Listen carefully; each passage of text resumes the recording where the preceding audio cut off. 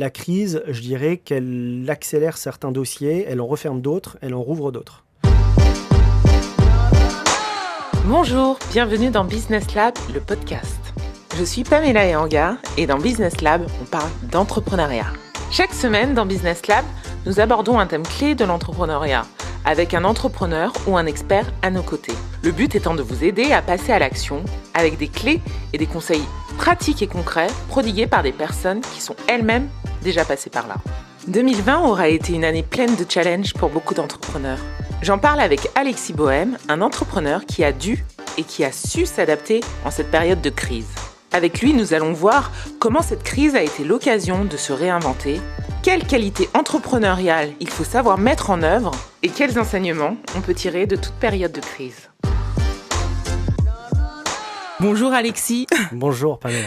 Toi, tu es le cofondateur et CEO de 11h59. On dit Exactement. 11h59, 11h59. 11h59, 11h59 quand on transmet des mails. Mais 11h59, c'est ça. 11h59. Alors, tout d'abord, comment tu vas à se sortir de deuxième période de confinement ? Comment ça va ? Alors ça va parce qu'on a ce moral d'acier avec nos équipes depuis le début, mais effectivement on attend avec hâte la fin de la crise. On est conscient qu'elle ne se fera pas d'un claquement de doigts tout début janvier, mais on regarde loin devant et on est confiant et on sait que ce qu'on a mis en place et ce qu'on continue à mettre en place plaît à nos clients, plaît à nos prospects, des discussions continuent, donc on est confiant dans l'avenir. Super. On va revenir un peu sur la création de 11h59 et le parcours un peu que vous avez, comment vous avez vécu cette année 2020 en fait, si ça a été un parcours du combattant comme d'autres entrepreneurs ou pas. Mais à la base, est-ce que on peut revenir sur 11h59 ? Donc vous êtes dans le secteur de la restauration d'entreprise. Et 11h59, qu'est-ce que c'est ? Donc 11h59, exactement, c'est une entreprise de la restauration collective, la restauration d'entreprise. Notre business, c'est vraiment le B2B. C'est à partir de ce moment-là que vont arrêter les comparaisons avec les acteurs du marché, puisqu'on a un positionnement qui est fort, qu'on a depuis le début, qui a été initié par Simon, l'un de mes associés. Vous êtes trois, c'est ça ? On est trois, exactement. Donc, il y a Simon, j'en parlerai tout à l'heure. Il y a Cyril, qui, lui, va gérer toutes les opérations. Moi-même, qui suis le CEO. Et du coup, Simon, qui, lui, est à la genèse du projet, qui, lui, est un restaurateur à la base. Et vous avez combien d'employés ? Alors là, on est 6 employés. D'accord. Donc, les 3 associés. 3 associés et 6 employés. 6 employés, c'est ça. Donc on a démarré en février, au bon moment, parce qu'on est visionnaire. Février 2020. Février 2020, donc quelques semaines avant l'arrêt de l'activité. L'arrêt total avec le confinement, comme tout le monde. Exactement, puisque là on n'était pas prêt, on était au tout début, donc la décision a été vite prise. D'ailleurs, comme à mon avis beaucoup de mes collègues, on a décidé d'arrêter complètement l'activité, chose qui n'est pas le cas là actuellement. C'est-à-dire que là, on a repris un semblant d'activité parce que ça fait du bien aux équipes, ça c'est important. Donc on a repris l'activité de manière pas pleine, puisqu'on a des collaborateurs qui aujourd'hui ne sont pas au travail, puisqu'on est dans un métier de terrain, enfin de cuisine. Donc, dans les équipes de production, il y a des cuisiniers qui aujourd'hui ne travaillent pas. Mais en tout cas, les 3 associés, eux, sont toujours au fourneau, si je puis dire, et on continue à délivrer. Ok. Et qu'est-ce qui t'a amené à la restauration d'entreprise ? Puisqu'à la base, ça n'avait rien à voir avec ton métier précédent, où tu étais directeur commercial. Oui. Comment on passe du commerce, de la finance presque, une finance automobile, à la restauration d'entreprise ? En fait, je crois que c'est un cumul de pas mal de choses. Déjà, ça fait quelques temps moi, que je réfléchis à l'entrepreneuriat. Donc, j'ai 35 ans. Et j'ai eu un parcours, on va dire, assez classique, puisque j'ai intégré un grand groupe tout de suite. J'ai fait Société Générale, PSA, donc dans l'automobile, et je suis retourné dans une société qui a été rachetée par la Société Générale, donc ils m'ont retrouvé. Et donc tu t'étais peut-être pas beaucoup caché non plus. Hein. Ils l'ont racheté pour toi. Merci Yoann. Et donc... tu travailles plus avec lui, tu n'es plus obligé d'être... Donc en fait, effectivement, j'ai eu un parcours plutôt grande entreprise.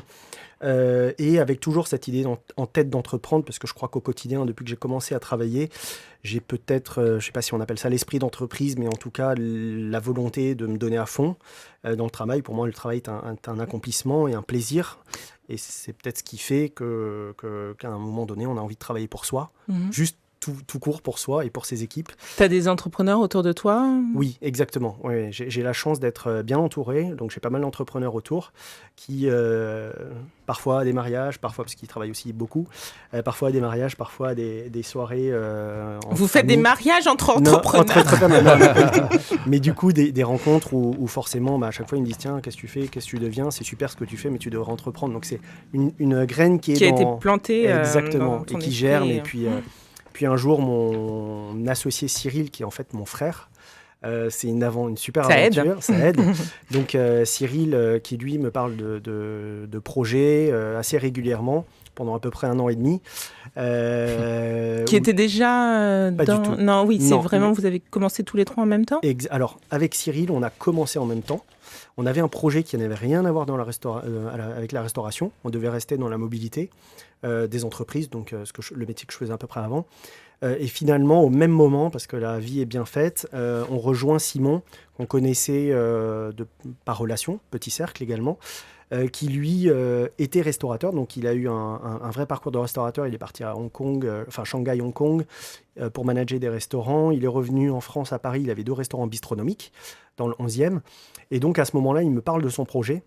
Pas du tout pour me vendre d'ailleurs. Il me parle de son projet parce que moi j'étais directeur commercial dans le B2B, toujours sur un métier de service qui n'avait rien à voir avec celui-ci, et il me demande des conseils. D'accord. Et en fait, à ce moment-là... Il te pitch 11h59 à 11h59 Alors au pas, tout début, c'était pas 11h59, c'était Cantine Sauvage. D'accord. Nom que j'adore mais qu'on n'a pas repris. Donc le premier projet, c'était Cantine Sauvage, et donc il était avec ses associés de l'époque du restaurant. Donc il me parle de ce qu'il est en train de mettre en place chez son premier client, chez qui il a atterri par opportunisme. Et en fait, je trouve son idée géniale, parce qu'on en parlera peut-être tout à l'heure, mais le positionnement est un positionnement qui est vraiment très fort et qui finalement a fait écho à mon quotidien de manager, qui manquait peut-être à mes équipes. Le midi, bien se restaurer, savoir d'où vient la nourriture, moi ça me parle. Il y a toute une notion de qualité de vie au travail, parce que quand on mange bien, forcément on se sent bien au travail. Il y a une démarche RSE, et on en parlera peut-être tout à l'heure, avec des produits qui sont sourcés en local, des produits bio bien sûr, et une exécution de la cuisine qui est faite par des chefs qui viennent de la restauration bistronomique, puisqu'il a commencé comme ça.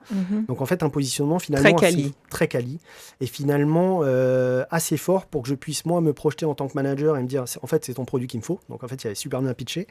Et la deuxième chose, c'est que finalement mes contacts de l'époque, qui sont des DAF, des directeurs des achats, des RH, finalement pouvaient être ses interlocuteurs, et finalement il aurait pu signer les mêmes clients avec les mêmes leviers, c'est juste que le produit était différent, puisque la finalité, c'est qu'on s'adresse au client final, qui est le consommateur, l'employé, et c'est lui qui décide. Et je crois que ça sera d'ailleurs, on pourra en discuter tout à l'heure, mais ça va être le tournant de ces prochaines années. C'est déjà bien engagé, mais dans les entreprises, on a la conviction que c'est le salarié qui décide.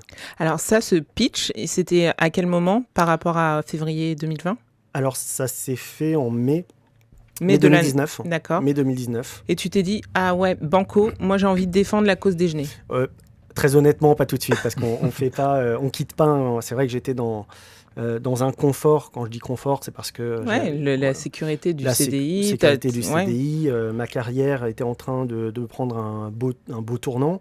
Enfin, c'est même plus un tournant, c'est une belle ligne droite.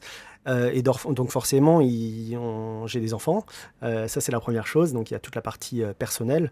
On n'embarque pas sa famille d'un claquement de doigts. Enfin, certains le font, mais je trouve ça hasardeux.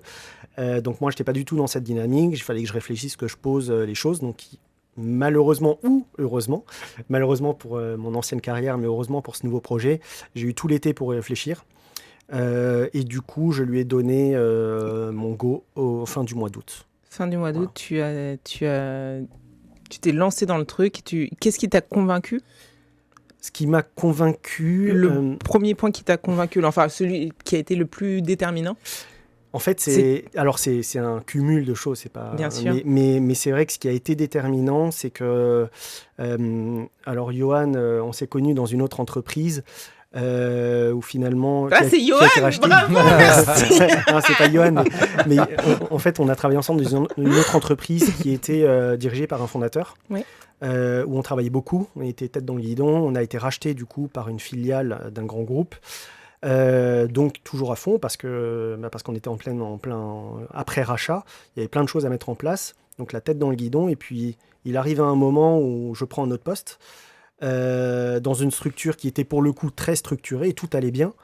Et au final, on lève la tête et on se demande qu'est-ce qu'on va faire pour les 20 prochaines années, puisque c'est vrai que bizarrement, j'y pense d'ailleurs pas toujours.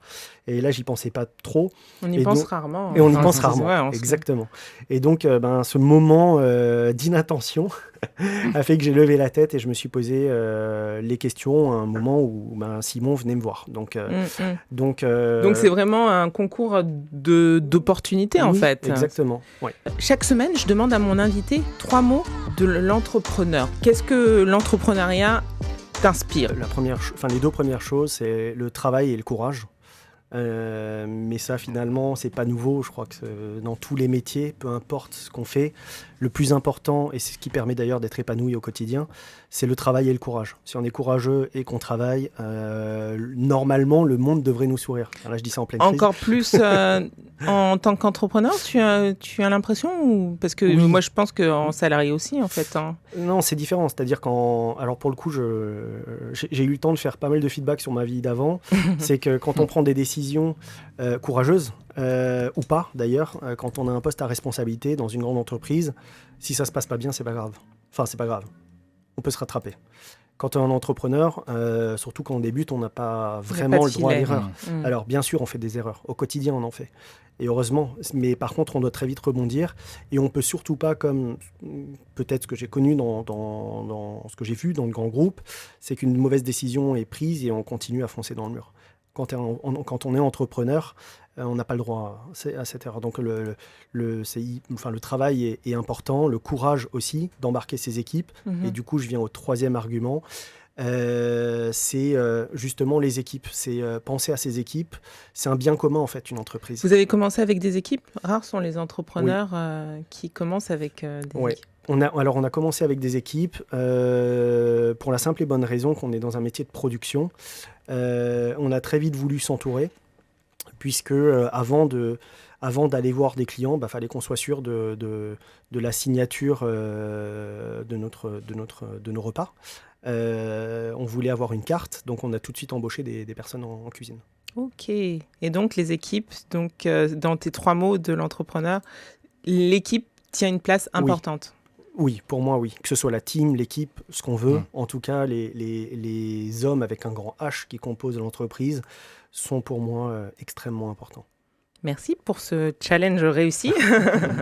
Ma petite entreprise connaît pas la crise. Alors, entreprendre en temps de crise, bonne ou mauvaise idée ? On en parle avec toi, Alexis. Justement, tu as lancé ta société, comme on vient de le dire, en février 2020, donc quelques jours avant le confinement. Comment ça s'est passé, vous, de votre côté, cette période de confinement ? Alors, je vais être très honnête, on l'a plus subi qu'anticipé. Même s'il y avait des prémices, mais c'est vrai qu'on personne ne se doutait. Nous, on ne s'en doutait pas du tout. On n'avait pas senti du tout la chose venir. Oui, on avait des chiffres, mais en fait, on était tellement persuadés, et ça, c'est peut-être... très français, tellement persuadé qu'on ne pouvait pas nous faire ça. Parce qu'en fait, ce qui est arrivé partout dans le monde, c'est du confinement, qu'on se disait non, mais ils ne pourront pas, impossible. Fermer des restaurants, impossible. Fermer des bars, impossible. Fermer des théâtres non plus. Et en fait, non, on s'aperçoit que c'est possible, mais finalement, on est embarqué, heureusement, je dirais. On subit ce confinement assez tôt. Parce qu'on était en train de... En fait, on avait signé très vite des clients, puisqu'on a créé la société, mais on avait déjà... Vous aviez déjà vos clients, voilà. D'accord. Et du coup, Et donc les clients aussi, donc à l'arrêt. À l'arrêt. Et les fournisseurs à l'arrêt. Les fournisseurs, faut pas les oublier, à l'arrêt complet, exactement, qui d'ailleurs ont beaucoup souffert, en tout cas parce que nous on travaille avec des producteurs locaux, c'est des petites structures, donc ils ont beaucoup souffert et je passe un petit message pour eux, c'est bien de les soutenir et d'acheter des produits locaux. Peut-être d'arrêter les grandes surfaces, voilà, c'est le petit message que vous voulez passer. Le message est passé. Merci.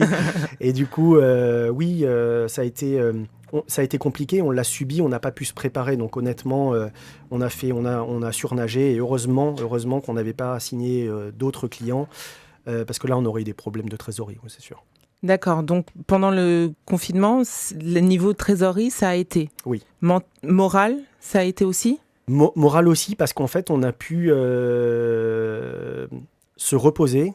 En fait, finalement, le premier confinement qui était plus dur que celui qu'on vit actuellement était plus facile pour nous.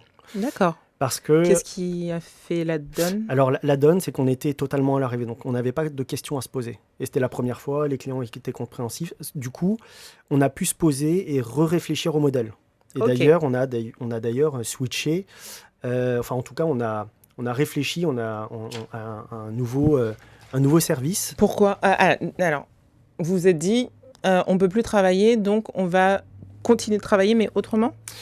En fait, on appréhendait la reprise. On savait qu'il y aurait une reprise et on s'est très vite demandé comment allait être cette reprise. Et là, pour le coup, on a beaucoup écouté les infos et tout ce qui se disait et on y a cru, pour le coup.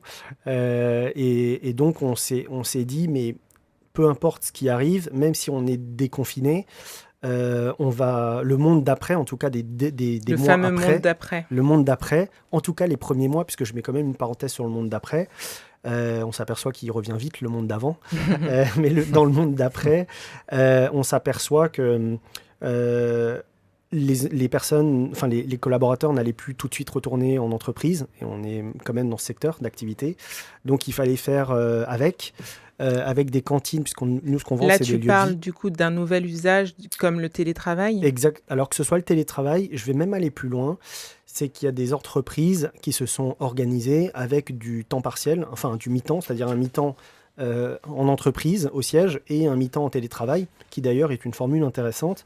Et forcément, nous, en tant qu'acteurs de la restauration en entreprise, on doit s'adapter.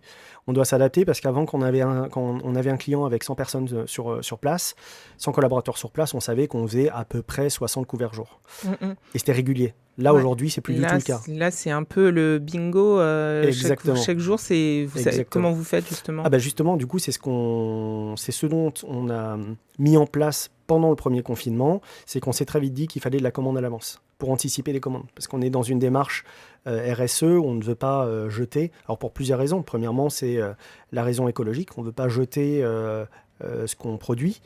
Et deuxièmement, c'est économique. C'est que tout ce qu'on jette, en fait, ça se paye et ça se paye dans le prix. Donc, pour tenir des prix par rapport à la cuisine qu'on produit, pour être dans le marché en termes de prix et pas être à des prix mirobolants, parce qu'on reste dans la restauration d'entreprise.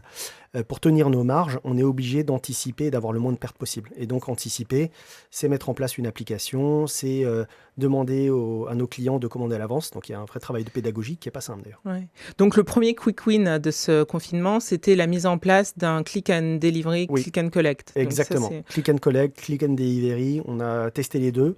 D'ailleurs, là, dans les semaines qui ont précédé, on a pris des décisions, c'est de se désengager sur une partie en tout cas de manière temporaire, sur une partie de ce business et de se reconcentrer, parce qu'on va quand même poindre la fin de la crise, et de se reconcentrer à nouveau sur notre verticale qui est une cantine entreprise avec service. D'accord, on va y revenir. Voilà. On va y revenir.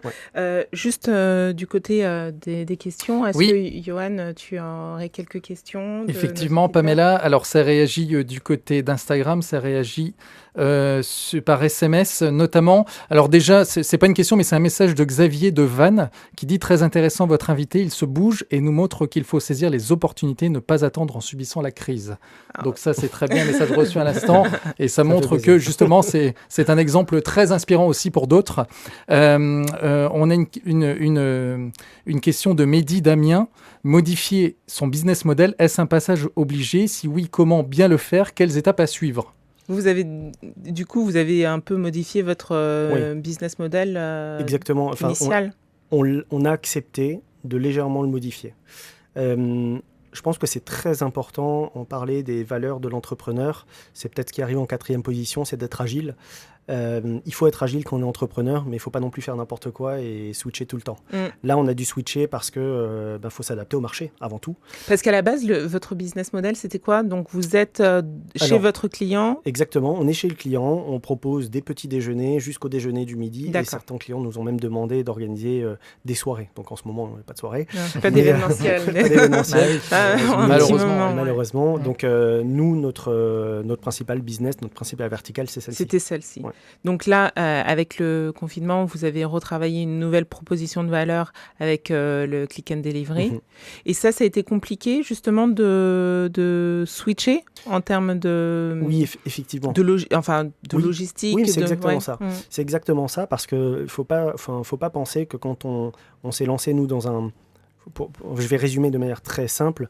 Nous, quand on produit des plats, on les produit dans des bacs, si vous voulez, des bacs gastronomiques. Ces bacs, ils partent chez les clients.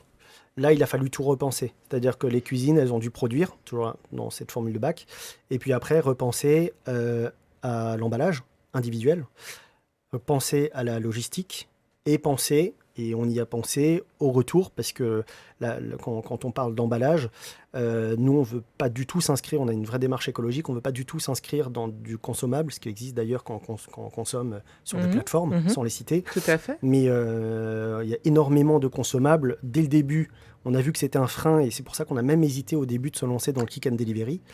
On y est allé avec cette solution de consommable, mais très vite, on a travaillé avec un bureau de design pour trouver une solution de non consommable, ce qui a d'ailleurs... C'est-à-dire, pour être concret, pour les gens qui nous écoutent. Alors, aussi... Je ne sais pas si vous vous rappelez, j'ai 35 ans, mais dans notre jeunesse, en tout cas dans l'Est de la France, existait la consigne, qui est un outil formidable, qui a disparu. Pour tout ce qui est en verre, en général, les bouteilles en verre. Finalement, c'est de la consigne pour la box du midi. C'est-à-dire qu'on vient récupérer sa box, on vient nous l'acheter, c'est une location et on nous rend la box en consigne. Ok, mais ça a dû être coûteux en fait pour mettre ça en place. Alors, et vous avez commencé à le mettre à quel moment dans votre planning? Du coup, vous avez eu cette idée quand et ça a pu être mis en place à quel moment? Alors, en fait, on a commencé... Et à quel coût? Et à quel coût? Alors, on a commencé à en parler, je dirais, en avril-mai, de la solution non consommable. On a contacté un bureau de design, il me semble, en début juillet. Okay. Et là, on est allé très vite avec le bureau de design à RoStudio, je les salue. Ils ont fait un super boulot. Et là, maintenant, du coup, on a référencé les fournisseurs, puisqu'on veut des fournisseurs français ou limitrophes, et donc on a, mais là je peux pas les citer par contre. Non, pas de souci. Du coup, on a pas mal travaillé avec ces fournisseurs. En fait, c'est des industriels, parce qu'on est dans une logique industrielle quand on produit nos solutions de non consommables, nos box. Et du coup, on les a contactés. On est en train d'affiner les choses. Je ne peux pas vous en dire plus parce qu'on est en pleine négo. Okay. mais du coup, il y a une répercussion au niveau du client, pour le prix client? Non.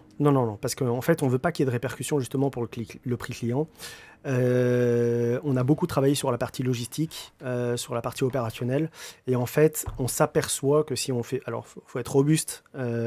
Faut bien imaginer le circuit logistique, mais si on le fait bien, en fait, on s'aperçoit que c'est pas plus cher. Et ça, c'est un message à tous mes confrères. On s'aperçoit que travailler du non consommable, c'est un casse-tête, mais au final, c'est pas plus cher que du consommable. Parce que du coup, vous livrez. Oui. Et vous êtes obligé d'aller rechercher... Non, parce que les clients nous aiment tellement que le lendemain, ils reviennent manger et du coup, ils nous rendent les box. C'est astucieux, malin. Est-ce qu'on a le temps de prendre une autre question? Oui, bien sûr. Alors, une question de Christine de Sartrouville. Justement, tu parlais des fournisseurs. Comment faire face quand ces partenaires et ces fournisseurs subissent aussi la crise? Comment travailler avec eux, en fait? Comment gérer? Comment les gérer? Oui, parce que là, l'argent, en tout cas pendant le confinement, l'argent ne rentrait pas forcément. Et donc, du coup, c'est quoi? C'est de la collaboration? C'est quel type de relation qui se met en place? Alors pour 11h59, c'est un peu spécial dans le sens où on travaille avec des producteurs locaux. On n'a pas de gros acteurs, on ne travaille pas avec des grandes centrales. On travaille avec des petits producteurs qui, du coup, eux, ont subi la crise de plein fouet. Et ça se concrétise par des parcelles qui ne tournent plus parce qu'il n'y a plus de commandes. Et du coup, forcément, un manque de visibilité énorme d'un point de vue trésorerie pour ces agriculteurs. Du coup, ce qu'on a mis en place dès l'été 2020... de l'été 2020. Oui, il n'y a que quelques jours exactement, j'ai l'impression que ça fait 3 ans. Mais oui, c'est clair qu'on est dedans dans ce marasme. Et donc, dès l'été 2020, en fait, on contacte l'un de nos producteurs pour prendre une parcelle de légumes pour, en fait, être quasiment en co-living, en coproduction. Eux s'occupent de la terre et nous, on leur assure un loyer tous les mois. Peu importe qu'on leur prenne des légumes ou pas, on leur assure un loyer tous les mois pour les aider à payer leurs charges. Ok. Ouais. Donc c'est un geste fort. Ouais. C'est un geste fort. Mais nous, on ne s'est pas posé de questions puisque ça faisait partie de vos valeurs, de nos valeurs et de ce qu'on a mis en place dès le début. Donc on est même content aujourd'hui de les avoir aidés, mais ils ne sont pas encore sortis de crise. Ok. Et ça, en fait, est-ce que vous avez aussi sollicité des prêts, enfin, parce que vous, enfin, je pense que vous aviez de la trésorerie, mais bon, enfin. Alors on avait de la trésorerie. Vous-même, comment vous faites? On avait de la trésorerie, on a la chance d'être accompagné par des investisseurs qui croient en nous. Et non, pour répondre, et c'est pour ça que je souris un peu, c'est que quand on lance son entreprise en février 2020, on n'a quasiment pas d'aide, parce qu'on n'est pas assez ancien, parce qu'on n'a pas généré de chiffre d'affaires, même si on a des équipes et qu'on est en train d'avancer, qu'on a des signatures. Oui, parce qu'il faut rappeler que pendant la période de confinement, avec l'État, les entreprises, en tout cas, avaient le droit à des subventions ou à des aides qui leur permettaient de tenir. Exactement. Mais pas vous, c'est ça que tu me dis. Oui, c'est ça. Alors, il faut saluer les aides parce qu'elles ont permis à beaucoup d'entreprises. Moi, mon but, quand je parle de ça, c'est pas de tirer sur ce qui a été mis en place. Au contraire, je trouve que c'est une très bonne chose et il faut saluer ce qui a été fait. Mais oui, c'est vrai que les entreprises comme nous, qui nous sommes lancés peut-être au mauvais moment, en tout cas sur ce point de vue-là, non, on n'a pas eu droit à des aides. Comme beaucoup d'indépendants, exactement, comme beaucoup d'indépendants. Tu fais bien d'en parler. Donc, ok, c'est pas forcément facile parce qu'on se dit que cette période, il faut du coup de l'agilité, il faut réfléchir vite, il faut saisir les opportunités, mais on est dans un écosystème, donc on n'est pas tout seul. Les fournisseurs, comme tu viens de le dire, et les partenaires en règle générale c'est une équipe en fait. Exactement. C'est une équipe et d'ailleurs on se voit régulièrement. Et vous avez construit cette solution? Enfin non, eux l'avaient déjà. Pour être très honnête, Simon l'avait déjà mis en place pour donc mon associé pour ses restaurants très tôt en fait. Il l'avait mis en place et du coup nous on a repris ces parcelles qui étaient réservées à des chefs étoilés. On a décidé de reprendre ces parcelles suite à des discussions, en allant d'ailleurs plus loin dans les réflexions, puisqu'on est d'ailleurs en train de co-construire une offre pour livrer des paniers de légumes, de devenir une épicerie dans l'entreprise. Nous, on a la chance d'être dans alors une ça, entreprise. c'est une deuxième... Alors ça faisait partie de ce qu'on voulait faire dès le début, c'est-à-dire d'être un lieu de vie. Dans ce lieu de vie, du coup, c'est le petit déjeuner du matin, c'est le déjeuner du midi, des soirées, peut-être un jour. Peut-être un jour. Et également récupérer en lien direct, de récupérer des paniers de légumes de nos producteurs. Nous, l'idée, c'est pas du tout... C'est pour ça que je le mets pas forcément en avant, parce que c'est pas forcément sur des paniers qu'on veut, nous, faire de la marge. En fait, pourquoi on le fait? C'est pour permettre à des producteurs toujours la même chose, d'aller chercher de la marge là où elle est. La marge, elle n'est pas forcément quand on travaille avec de grosses plateformes, de grosses structures. Donc ces producteurs, il faut qu'on les aide à aller chercher de la marge on les aide par le volume. Il faut qu'on leur permette aussi d'aller chercher un peu plus de marge, tout en ayant des paniers pas chers pour nos clients, mais du coup de leur faire profiter de cet accès au monde de l'entreprise. Et tu me dis que vous y pensiez depuis le début. Est-ce que tu considérerais que ce contexte, je sais pas si on doit appeler ça une crise, puisque ça s'est amené un peu à perdurer, ce contexte de Covid, est-ce que ça a été un élément qui vous a poussé à accélérer justement la mise en place des services auxquels vous pensiez déjà à la création de l'entreprise? Est-ce que ça a été un accélérateur? Alors en fait, avant de se lancer en février, comme beaucoup de jeunes entrepreneurs à mon avis, on a mis sur une page tout ce qu'on voulait faire, tous nos rêves les plus fous. Les fameuses idées. On a plein d'idées. La vision. La vision. Et très vite, en fait, quand on entreprend, on se rend compte qu'il faut se focaliser sur le plus important, sur une seule bataille. La crise, je dirais qu'elle accélère certains dossiers, elle en referme d'autres, elle en rouvre d'autres. Donc en fait, c'est là où il faut être agile. Il ne faut pas faire n'importe quoi. Il ne faut pas se réveiller du jour au lendemain avec une nouvelle idée. Mais les idées qu'on avait en tête dès le début, on les a toujours dans un coin de la tête. Et puis le jour où on voit une opportunité, il faut y aller, il faut foncer. Et qu'est-ce que ça a refermé chez vous, la crise? Quel dossier? Alors de manière temporaire. Les soirées. Les soirées. Les fameuses soirées. Non, oui, mais les lieux de vie. Les lieux de vie, parce que nous, on croit en ce lieu de vie dans une entreprise. Et d'ailleurs, je pense que ça va être, après crise, malgré tout, un accélérateur. Avec l'arrivée du télétravail, beaucoup de gens travaillent de chez eux. Oui, ça va être une contrainte forte. En fait, comment les entreprises ont besoin de faire revenir les employés au travail? Pas de manière permanente. Je pense que le télétravail va perdurer. Va perdurer. Exactement. Il faut d'ailleurs qu'on organise ce télétravail, puisque le télétravail ne rime, pour moi en tout cas, pas forcément travailler chez soi, mais travailler à côté de chez soi. Donc il faut peut-être y réfléchir avec toutes les entreprises de coworking. Je sens poindre, ça fait partie des 11h59 va se transformer en coworking. C'est les fameuses idées. Donc, mais pour le moment, non, on n'y est pas du tout. Mais en tout cas, oui, c'est un des sujets. Et puis après, comment les entreprises font revenir les salariés au bureau, parce qu'il y a besoin de cohésion d'équipe, il y a besoin d'esprit d'entreprise, il y a besoin de travailler ensemble, d'échanger, et l'entreprise a un rôle social. Du coup, comment on fait pour les faire revenir? Nous, on a une conviction, c'est que l'entreprise va devenir, l'immobilier d'entreprise va être beaucoup plus serviciel. On va proposer beaucoup plus de services, et pas forcément ce qu'on a connu. C'est de très belles activités, les billards en entreprise, les baby-foot, c'est génial. Et les Google et compagnie. Non, j'ai cité personne. mais je pense que c'est pas comme ça qu'on fait venir les salariés. On les fait venir en leur apportant du confort. Du confort, c'est bien évidemment, et là je parle pour ma paroisse, bien manger, mais aussi travailler dans un environnement agréable. Peut-être plus des bureaux des années 70, mais quelque chose de beaucoup plus cosy. Finalement, le prolongement du chez-soi au travail en mieux, si je résume la chose. Ouais. Et nous, on croit fortement en ce positionnement qui est celui qui remettrait un 11h59. petit peu l'humain au centre. Exactement. Et on pense que c'est d'ailleurs même un acte managérial après crise, de faire profiter à ses salariés d'un outil de travail au siège. On ne vient pas tous les jours, mais quand on y vient pour une bonne raison. Voilà. On y vient pour manger.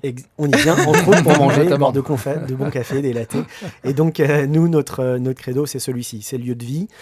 Et pour te répondre, on l'a mis entre parenthèses pendant un temps, parce que là, rien ne se décide dans les entreprises, en tout cas celles qu'on va voir, celles qu'on rencontre. Elles sont toutes intéressées, mais aucune aujourd'hui ne peut nous dire en janvier, c'est parti, on y va. Enfin, je devrais pas te dire à l'antenne, mais oui, c'est compliqué pour les entreprises de se projeter. On le comprend. Donc, d'ailleurs, on en profite. C'est qu'aujourd'hui, on est en phase test chez pas mal de clients. Ils nous testent en click and delivery, pour le coup, mais qui ne sera normalement pas permanent. Notre métier, c'est pas... Ah, d'accord. Donc, une fois que tout revient plus ou moins à la normale, le click and delivery pour 11h59, c'est fini. C'est pas fini. On le met entre parenthèses. C'est-à-dire qu'on va le réserver... Vous attendez le prochain confinement. Je plaisante. Je rigole plus à ce moment. Donc, en fait, on le met pas totalement de côté. C'est simplement qu'on veut se focaliser. Ce que je disais avant, on peut pas se battre. Ouais. On peut pas avoir plusieurs combats. Il faut choisir. Exactement. La livraison, il y a des plateformes qui le font, alors je dirais pas bien, mais qui, en tout cas, qui le font. Avec une démarche qui est pas forcément la nôtre, mais c'est pas grave, elles le font et puis ça marche. Nous, notre positionnement et notre valeur, surtout notre valeur ajoutée, c'est plutôt le service, l'humain. Et je pense que pour des raisons diverses d'ailleurs, on parle souvent des livreurs. Nous, nos livreurs, c'est soit ils sont employés de 11h59 avec tout le confort d'un salarié 11h59, ou alors c'est une société responsable, comme Olvo, avec qui on est en train de pas mal travailler pour mettre en place Resto.Paris, donc qui est une plateforme. C'est-à-dire ? Alors, Resto.Paris, c'est une plateforme responsable de commande de repas, que ce soit d'ailleurs en B2C, en B2B. On est en train justement de travailler sur la partie B2B pour être une alternative aux plateformes qui vont faire appel à des livreurs. Allez, on dit les choses, sous-payés et pas protégés. Donc nous, on ne veut pas du tout s'inscrire là-dessus. On y a d'ailleurs réfléchi, après crise, de se dire est-ce qu'on ne devrait pas faire appel à ces plateformes-là. Et très vite, on s'est dit non. Et quand Olvo est venu nous voir avec Ecotab pour nous parler de Resto.Paris, on s'est dit... Et ça, c'était à quel moment par rapport à... C'était là très récemment, c'était il y a un peu plus d'un mois. D'accord. Il y a un peu plus d'un mois. Donc là, on est présent sur Resto.Paris. D'ailleurs, pas sur 11h59, mais sur Psomi. C'est un restaurant qu'on a repris. Oula, ça part. Enfin, tu dis qu'il faut choisir ses combats, mais, oui, c'est très dynamique. En tout cas, il se passe plein de choses là. Alors, il se passe plein de choses. Mais non, c'est toujours dans la même logique. C'est que ce restaurant est une cuisine d'envoi qui nous permet d'aller livrer justement click and delivery tous les clients qui sont autour de notre resto. Donc, on est centre de Paris. On a repris ce resto qui est plus un point logistique qu'un vrai restaurant. Malgré tout, on y mange bien et parfois mieux que dans certains restaurants. Donc, en fait, tu as vécu 11h59, ta société a vécu le deuxième confinement différemment du premier. Oui. Déjà, il y avait plus de souplesse. C'était pas le même confinement. Oui. Donc. Alors oui, exactement. C'était pas le même confinement, mais nous, ce qui nous a fait très vite peur dès l'annonce, quelques jours avant l'annonce, on s'était déjà préparé avec mes associés. Vous étiez préparé à... Alors, on n'est pas du tout... on n'est pas du tout dans la médecine. On suit pas... on n'a pas d'avis tranché. Malgré tout, on sait qu'en période d'hiver, on est plus malade qu'en été. À la fin du premier confinement, on savait... Qu'il y aurait une deuxième vague. Qu'il y aurait une deuxième vague, mais qui n'allait pas arriver l'été. Là, finalement, ça arrive fin octobre. Une période hivernale où tout le monde tombe un peu malade. Et donc, à ce moment, on prend la décision très vite de tout stopper tout de suite. Donc, pas du tout d'activité au mois de novembre. Zéro. Là, on a repris, c'est ce que je disais avant pour le mois de décembre, mais de manière dégradée, puisqu'il n'y a que les associés qui travaillent. Mais en novembre, tout le monde était à l'arrêt. Parce qu'on n'avait pas de visibilité, on avait besoin d'en avoir, savoir si nos clients revenaient au bureau, de quelle manière, si le virus continue à circuler, si les chiffres n'étaient pas bons. Enfin, on avait besoin d'appréhender tous ces chiffres. Ok. Est-ce qu'on a une autre question ? Oui, on a une question effectivement de Pierre de Suresnes qui est un peu plus au niveau des indicateurs finalement qui ont pu évoluer au fur et à mesure des adaptations de 11h59. Faut-il mettre en place de nouveaux indicateurs clés de performance ? Lesquels conseillez-vous de suivre ? Est-ce que ça concerne la qualité, les avis ? Oui, parce que le chiffre d'affaires, du coup, c'était plus vraiment très motivant à suivre. C'est certain. Alors nous, ce qu'on a regardé, puisqu'il faut profiter de ces périodes de crise pour relever la tête, forcément, le chiffre d'affaires n'était plus le principal indicateur. Ce qu'on a regardé, c'est le taux de commande, de deuxième commande, de troisième commande. En fait, finalement, la fidélité de nos clients, ce qui était le plus important. Savoir, en fait, si, en relevant la tête, si ce qu'on produisait, au-delà de nos slides, plaisait à nos clients, qui sont les clients finaux, les consommateurs. Et en fait, on s'est aperçu, c'est ce qui est malgré tout... l'un de nos chiffres où on est hyper fiers, c'est que nos clients croient en nous et parfois, là je sors du site où on a notre siège, où on est encore en activité, un grand nombre de nos clients viennent après le repas et nous disent merci et ont le sourire et ça pour le coup, ça nous fait plaisir. Donc, vous mesurez le taux de satisfaction, le taux de bonheur de vos clients. Et puis, je crois qu'on en a besoin en tant que crise, de voir des sourires. Ouais, c'est ça. Carrément. C'est ce qui nous permet de tenir bon. Carrément. On a une question également. Alors, cette fois-ci, l'auditeur n'a pas mentionné son prénom ni sa ville, mais ça n'est pas grave. Faut-il être inconscient pour passer d'un poste à responsabilité dans une banque à entrepreneur dans la restauration ? Est-ce que tu regrettes ? Non, alors premièrement, non. Si c'était à refaire, tu Non, signes je- pareil, alors- février 2019, on y retourne. Non, mais je vais être très honnête, il y a des soirées le soir où on se dit mais je suis fou. Et pour répondre à Johan, à l'auditeur, oui, je pense qu'il faut avoir un brin de folie parce personnellement en tout cas, j'étais quand même dans un confort où j'avais une trajectoire qui était fabuleuse. On sent quand même une petite pointe de nostalgie, non? Belle nostalgie parce que je me suis donné à fond dans ce Et que parcours. tu aimais ce que tu faisais Et que aussi. j'aimais ce que je faisais, j'adorais les partenaires, les clients. Donc oui, une pointe de nostalgie. Et d'ailleurs, je vois toujours beaucoup de mes collègues. Non, je regrette pas du tout d'être parti, mais c'est vrai que des fois, on se dit, mais on est fou. On est fou, mais on ne regrette pas parce que je pense, et ça fait partie d'une réponse que je voulais te faire avant, je pense que c'est dans les moments de crise qu'on décèle des opportunités.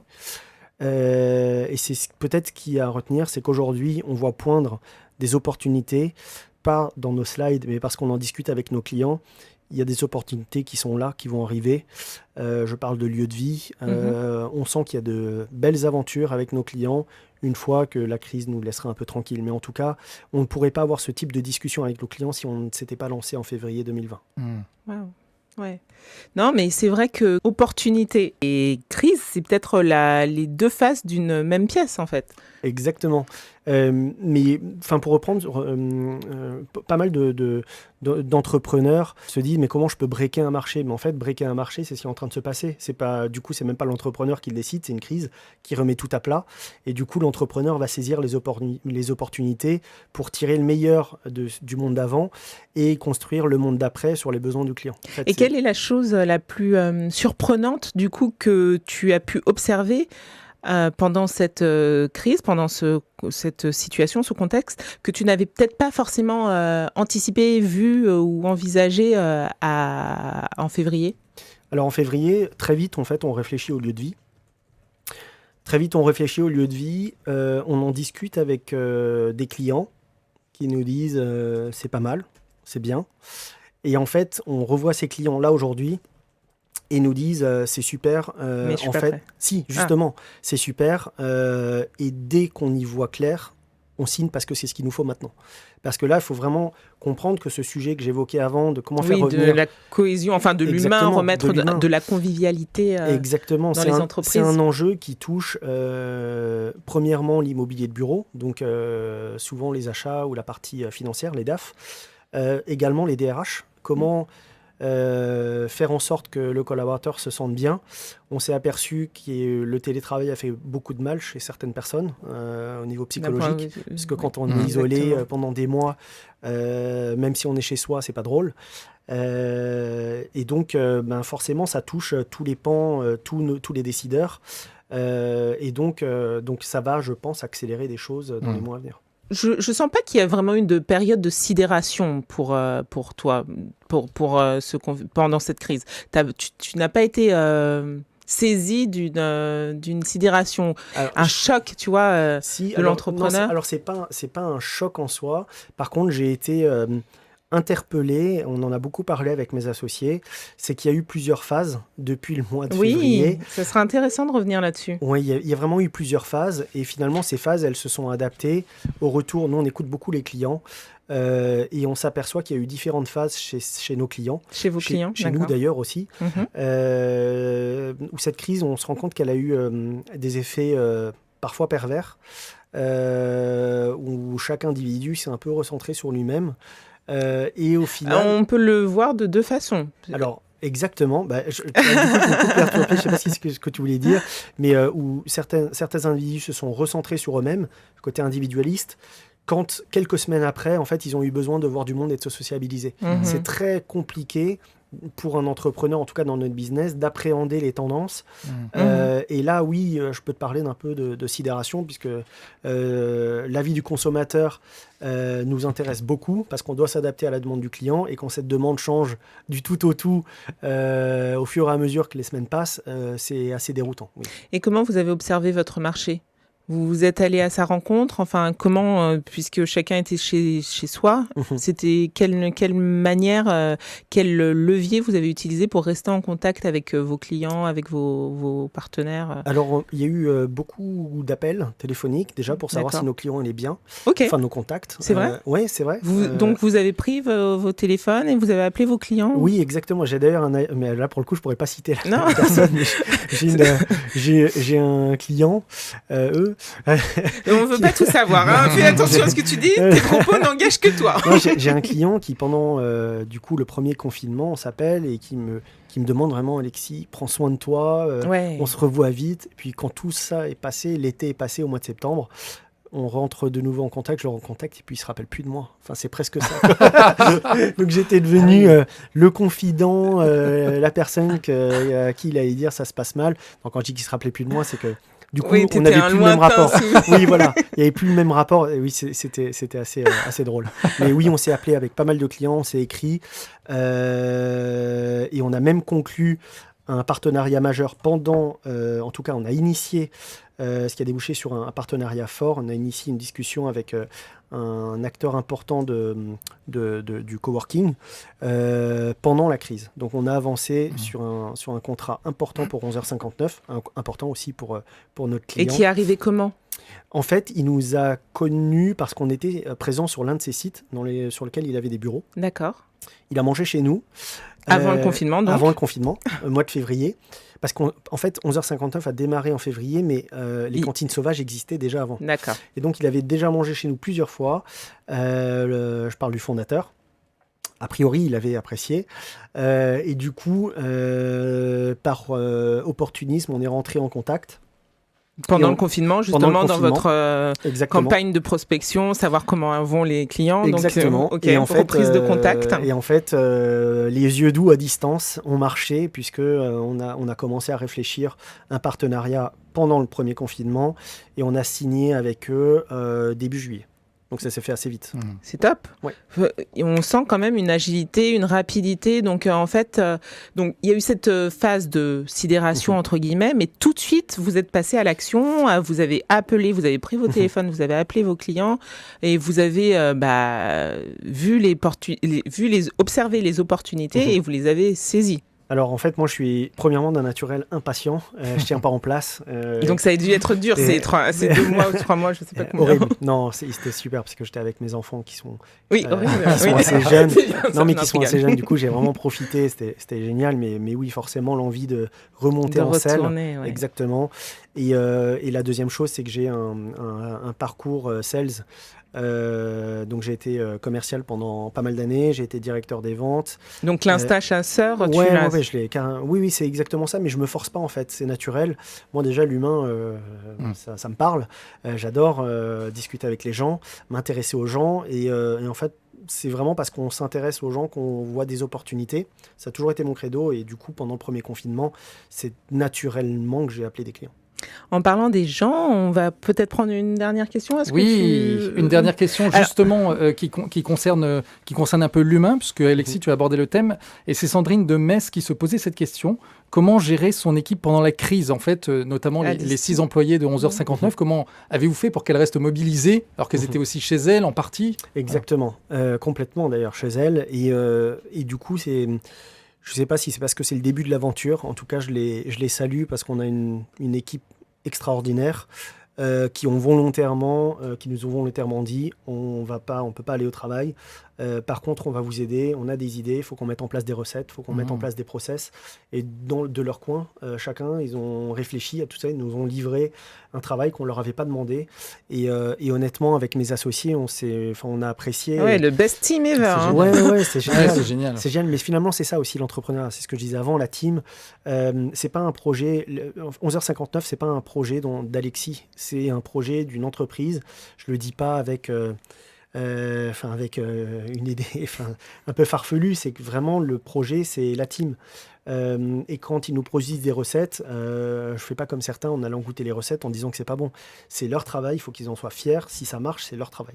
Donc on est content de la tournure que ça prend. Les collaborateurs, les équipes sont engagés à fond dans le projet, ils ont plein d'idées. Et c'est pas parce qu'ils sont loin, en fait, on n'a pas eu à les manager. Oui, pendant la crise, enfin, il n'y a pas eu genre un coaching mental, psychologique nécessaire. Non, après on revient dans l'humain forcément. On s'est appelé, je les ai appelés. Oui, vous avez quand même, vous êtes restés échangé, bien sûr, on a échangé pour savoir comment ils allaient. Via Zoom, Meeting. Non, même pas. Non. On s'est appelé, on s'est écrit des messages via WhatsApp, quelque chose de très simple pour rester en contact. Mais non, eux, par contre, ont travaillé de leur côté. Et ça, c'était sous quelle forme? On était en chômage partiel? Oui, exactement. Donc, c'est la première fois, je ne connaissais pas cet outil, mais en tout cas, cette disposition, on a bénéficié du chômage partiel, ce qui, honnêtement, nous a beaucoup aidé. Ça aurait été très compliqué sans. Donc, on remercie les décisions qui ont été, les décideurs. Mais oui, on a bénéficié du chômage partiel, ce qui nous a permis de ne pas sombrer d'un point de vue financier. Et du coup, les équipes nous ont beaucoup aidés. Donc finalement, on a même un peu avancé dans le projet 11h59 pendant le mois de fermeture qui était le mois de novembre. Toi, du coup, avec 11h59, vous avez adapté votre business model, adapté votre proposition de valeur. Mais certaines entreprises, en tout cas pendant cette crise, sont même allées plus loin jusqu'à pivoter, donc changer de modèle économique. Yoann, tu as quelques exemples à nous citer? Oui, effectivement. Alors pour beaucoup d'entreprises, finalement, cette crise a été aussi l'occasion de repenser un peu leur activité et la manière dont ils allaient pouvoir délivrer toujours plus du service à leurs clients et à leurs prospects, surtout là quand c'était totalement à l'arrêt. Et j'ai deux exemples qui m'ont particulièrement intéressé. Alors déjà, le premier exemple, ce sont les salles de sport. Les salles de sport, qui pour les gens qui avaient pris leur abonnement, ça a été une année compliquée. Oui, complètement, parce que les salles de sport, là, sont complètement fermées. Donc, quelques salles de sport ont proposé des sessions par Internet sur Instagram, Facebook ou YouTube, donc sur les réseaux sociaux. Ou même Zoom. Là, moi, je sais que je recevais des liens pour me connecter, pour avoir accès aux sessions. Et voilà, en fait, il y a quelques salles de sport qui sont allées beaucoup plus loin, qui ont proposé sur Zoom notamment, et également qui ont créé des applications avec la réservation directement des cours en ligne et avec réception des alertes, etc. Donc ça, c'était bien fait. Et surtout, ce qui est intéressant dans cette manière de faire, c'est que on voit le coach nous voit. Donc déjà, ça change de Instagram, Facebook ou YouTube où on essaye de répéter les gestes du coach. Et également, donc le coach peut nous aider, il y a une vraie interaction. Et également, on voit les autres membres qui sont là, ou les copains de la salle de sport, ou les amis qui viennent avec nous. Et de fait, ce qu'ils ont essayé de reproduire finalement, c'est le fait de faire du sport quasiment en conditions réelles, comme les salles de sport. Et là où je pense que c'est intéressant, c'est que finalement, ce modèle-là, il peut perdurer par la suite. Il y a certainement un marché pour ça. Il y a des salles de sport qui investissent beaucoup pour créer ces applications, mais elles pourront probablement, et j'espère, les rentabiliser parce qu'il y a des personnes qui ne peuvent pas aller dans les salles de sport parce que physiquement, c'est assez difficile, c'est un peu loin de leur domicile, c'est tard, il y a les enfants, etc. Mais en revanche, pouvoir accéder à des coachs avec d'autres membres des salles de sport à distance de chez soi, là, c'est peut-être un marché qui s'ouvre pour les salles de sport et des nouveaux clients en perspective. On a un deuxième exemple aussi. Et j'ai un deuxième exemple, effectivement, ce sont les agences immobilières. Donc là, pareil, elles n'ont pas été gâtées par le confinement, les visites étaient interdites. Là, c'est autorisé, mais au compte-gouttes. C'est une personne par visite, donc c'est assez difficile. Et ce qu'ils ont développé finalement, c'est la visite virtuelle. Donc c'est quelque chose qui existait déjà, mais qui n'était pas très développé. Et là c'est un mouvement qui s'est vraiment amplifié. Donc soit par le téléphone, ou soit par l'ordinateur, ou également par les vraies lunettes de réalité virtuelle. En fait, vous avez une vision 360 degrés du logement que vous visitez. Vous pouvez vous balader, vous pouvez zoomer. Donc là, vous avez vraiment une vue très très forte. Alors moi, ce que je pense, c'est que ça ne pourra évidemment jamais remplacer la dernière visite. Il faudra, pour acheter un appartement, avant de dépenser quelques centaines de milliers d'euros, je pense qu'on voudra quand même aller voir. Être dans le réel, Voilà. Mais en revanche, cette idée, à mon avis, elle va tout de même perdurer après la crise, si on en sort, et suivant dans combien de temps on en sort, parce qu'elle permet, à mon avis, de gagner beaucoup de temps. Les premières visites, les pré-visites pourront se faire par cet outil, la visite virtuelle, ce qui n'était pas forcément le cas aujourd'hui. Donc finalement, les clients, les prospects, les personnes qui cherchent des logements n'auront pas à se déplacer, et les agents immobiliers, pareil. Donc c'est un gain de temps énorme pour tout le monde.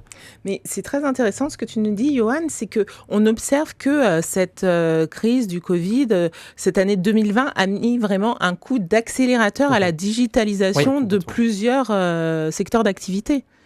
Toi, c'est aussi ce nous, qui oui, s'est passé avec le click and ça a été le delivery. cas et ça fait partie des choses qu'on accélère parce que même sur un site où on est en service, donc avec un lieu de vie, on maintiendra la partie digitale. Là, il n'y a plus de marche en arrière possible. D'ailleurs, la France, j'ai plus les derniers chiffres, mais je lisais un article, on est très en retard sur la digitalisation. Peu importe, d'ailleurs, c'est pas que du commerce, c'est dans tous les secteurs. Dans tous les secteurs d'activité. Et je pense que la crise l'a fortement accéléré et qu'on ne reviendra plus en arrière, au contraire. Ouais. Alors, on arrive presque au terme de l'émission, déjà. Et je voulais savoir, Alexis, quel conseil pourrais-tu donner à, justement, puisque la crise, on sait que, l'année 2020 s'arrête dans quelques jours, mais elle ne va pas s'arrêter pour autant. Donc, en fonction, selon ton expérience, quel conseil, toi, tu pourrais donner ? C'est un entrepreneur, du coup ? Un entrepreneur, oui, en effet, un entrepreneur ou un porteur de projet qui souhaite se lancer là, maintenant, dans ce contexte. Je vais avoir un peu une réponse de Normand. C'est un peu des deux, puisque c'est dans les crises qu'on perçoit des opportunités, il faut foncer. Maintenant, quand on n'est pas dans le bateau qui prend l'eau, autant ne pas monter dedans. Maintenant, si c'est juste temporaire, attendons quelques mois. Encore une fois, je ne suis pas épidémiologiste, mais dans quelques mois, normalement, semaines ou jours, arrivera un vaccin. Je pense qu'il faut peut-être attendre, si on veut se lancer, quelques semaines pour y voir un peu plus clair.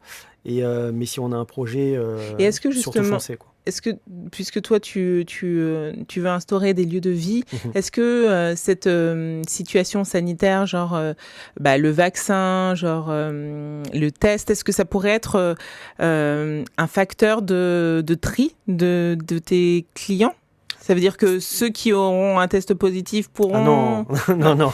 Est-ce que non. Tu te vois aller jusque-là ? Ah non, alors déjà, on gère des lieux de vie chez nos clients. Donc, c'est nos clients qui mettent la politique. Qui fixent les règles. Qui fixent les règles, exactement. Donc, nous, on est juste un prestataire de service. Donc, non, il n'y aura pas de jauge. Et puis, je pense que c'est même contre-productif. Là, on parle d'humain, donc de trier les gens, c'est pas trop notre credo. Mais je dirais que de toute façon, je pense que le vaccin va permettre d'apporter une certaine confiance. Et c'est la confiance, en fait, qui permet aux gens de revenir au travail, de vivre comme avant. Et au gouvernement de se dire aussi, il y a une solution. Du coup, on passe à autre chose. Enfin, on passe à autre chose. La crise est toujours là, mais on avance. Je pense que le vaccin, il ne faut pas le voir seulement comme un rempart face à la maladie. C'est aussi un rempart face à la morosité, face au questionnement des individus. Et si on a une réponse à apporter à cette maladie, on peut aller de l'avant. Et quel a été le meilleur conseil qu'on t'ait donné cette année ? Il y en a deux, je vais me permettre d'en donner deux. Le premier, c'est fonce. Et le deuxième, c'est ralentis un peu. Toujours dans le Normandie. En tout cas, merci beaucoup d'avoir été notre invité. Comme l'a dit Alexis, toute crise, il y a forcément une opportunité derrière. Ce qui reste constant dans ce monde, c'est le changement. Ceux qui arriveront à perdurer dans ce monde qu'est l'entrepreneuriat, c'est ceux qui arriveront à s'adapter. Exactement. Merci à tous de nous avoir suivis. Merci Johan. Merci Pamela. Merci Alexis. On se retrouve la semaine prochaine. Si vous avez des questions, n'hésitez pas à nous contacter via nos LinkedIn, Pamela et Anga ou Johan Mago. On se retrouve, nous, la semaine prochaine. Et d'ici là, nous vous souhaitons une très belle semaine. Et si ce podcast vous a plu, n'hésitez pas à en parler autour de vous, à le partager, à commenter, à liker et même encore mieux, à nous laisser 5 étoiles. Et pour ne rien rater, pensez également à vous abonner.